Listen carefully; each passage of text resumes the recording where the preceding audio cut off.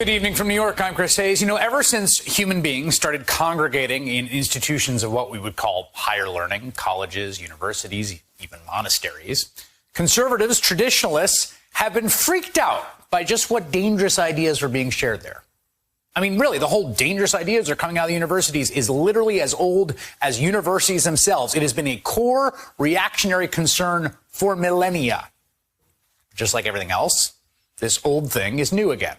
Which brings us to the most recent Republican freakout in Florida, which, as you may have heard, has the governor there, Ron DeSantis, calling the creepy thought police to campus.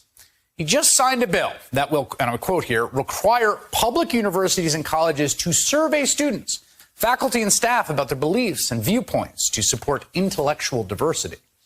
Not only that, he has gone on to suggest that budget cuts could take place if schools are found to be, quote, indoctrinating their students. Which is to say, one imagines if those surveys don't produce the right answers for DeSantis and his buddies. Now, on its face, this is a pretty outrageous use of state power to coerce the beliefs and views of people by surveilling them, right, and threatening them to punish them if they have the wrong views. I mean, Ron DeSantis is claiming the mantle of freedom of conscience and free speech, but what he is doing here is just quite literally the opposite of that. I mean, it didn't take very long for the mask to fall off. All these folks like DeSantis who pretend to care a lot about free speech to start essentially suppressing it or compelling it when it doesn't say what they want. Whether it's in bills in state houses looking to ban teaching about certain aspects of the history of racism and structural white supremacy in this country, which is what at least 22 states are doing or already have done. Or DeSantis himself saying he will require students to get instruction on the, quote, evils of communism. Okay. But to me, the most fascinating and revealing part of this has to do with the politics that are driving it all. Politics that are at the center of this moment. And Ron DeSantis said this thing when he announced this yesterday that to me was kind of a tell.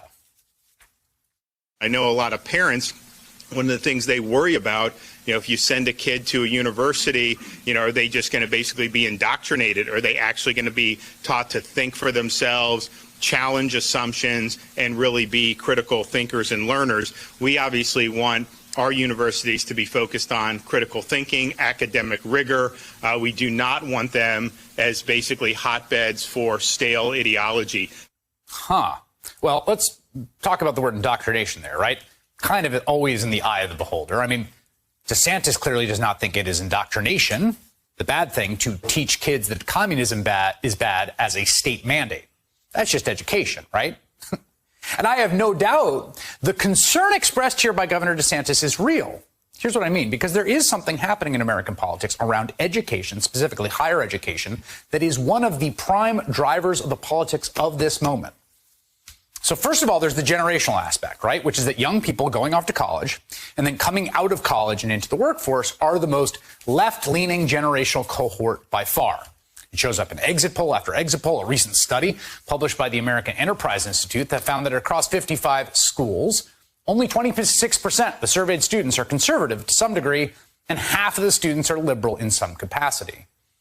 And I imagine there are pro-Trump parents with MAGA hats, right, in places like Naples, Florida, who are genuinely terrified that when their 18-year-old goes off to Florida State, they're going to come back not being super psyched about their parents' political views. It's a real thing that happens in the world. I'm sure parents have said that to Ron DeSantis at some fundraiser.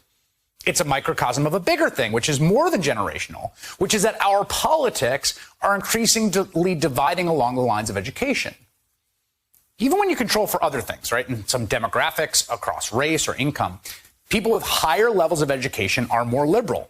Those with less education more conservative.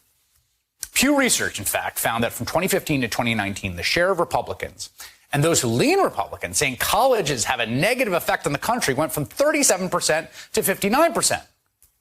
This educational divide is particularly sharp among white people. In 2020, Joe Biden won 51% of white college graduates, while getting 32% of support from white non-college graduates, right? Big divide. We see that educational divide every election night when we look at the maps of the different regions or areas or neighborhoods where votes are coming across the country. Here's just one at random, right? Here's Indiana. Basically all red except for a few blue spots where you have the big city, Indianapolis, right?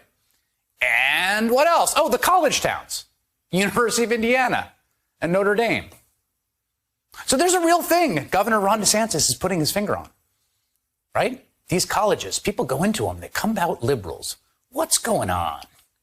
Except his solution for it is a perfect example of the kind of cultish authoritarianism in the modern Republican Party under Donald Trump. They have a political problem, clearly, right? Winning over college-educated voters. Political problem. Winning over young voters, particularly those coming out of college, in record numbers, by the way, right? Because college attainment levels keep going up and up and up every year. So what do you do about that? Well, as opposed to thinking about what that would mean for reformulating the party, either in its substance or its message, the solution they come up with is to just take the sledgehammer of the state to the institutions of higher education. You see this everywhere you look now with the Republican Party. It's a party that is incredibly strong and robust. It's a party that controls more than 54% of all local state legislative seats across the country. Absolutely dominates huge swaths of America.